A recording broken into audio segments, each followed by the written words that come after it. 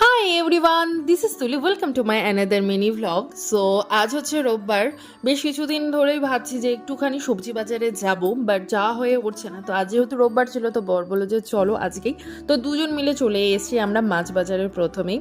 রোববার করে বেসিক্যালি প্রত্যেকটা বাঙালি বাড়িতেই মাংস হয়, সে খাসি হোক বা মুরগি, বাট আমাদের বাড়িতে কিন্তু মাছটা হয়। কারণ আমরা দুজন এত ইনভাইট থাকে আমাদের দুজনের, এত পরিমাণে মাংস খাওয়া হয়ে যায় যে বাড়িতে আর মাংস রান্না করে খেতে ইচ্ছে করে না। তো আমরা নিয়েছি পাবদা মাছ আর নিয়েছি কুচো চিংড়ি, কারণ কুচো চিংড়ির ওই বড়া, তারপরে মিষ্টি কুমড়োর ঘন্ট বাটা, এসব আমার ভীষণই ফেভারেট। তো সেই জন্যই নিয়েছি। আর নিয়েছি এই জিনিসটা, এটার কি নাম তোমরা যারা জানো অবশ্যই কিন্তু আমাকে কমেন্টসে জানিও, তারপরে আমি কিন্তু কমেন্টে রিপ্লাই দিয়ে দেবো। খেতে কিন্তু ভীষণই ভালো লাগে, স্পেশালি পোস্ত দিয়ে। যারা খেয়েছো অবশ্যই কমেন্ট করো। আর ওখানে তো দেখলেই দুর্গাপুজো তো চলেই এসেছে, তার জন্য বাস পড়ে গিয়েছে, ঠাকুরের প্যান্ডেল হবে বলে।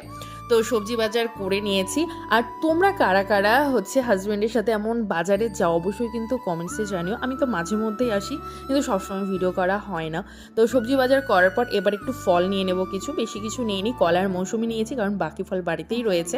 আর নিয়েছি 2 রকমের মুড়ি, একটা দেশি একটা বর্ধমান। তো 2 রকমের মুড়ি নিয়ে ব্যাস আমাদের বাজার কমপ্লিট হয়ে গেছে। এবার যাব বাড়ি। এই যে বর নিয়েছে 3টে ব্যাগ, 2টো সবজির, একটা মাছের, আর বাকি মুড়ি বা যেগুলো টুকিটাকি ছিল সেগুলো আমি হাতে নিয়েছি। তো চলো বাই, এখানে মিনি ব্লগটা এন্ড করছি।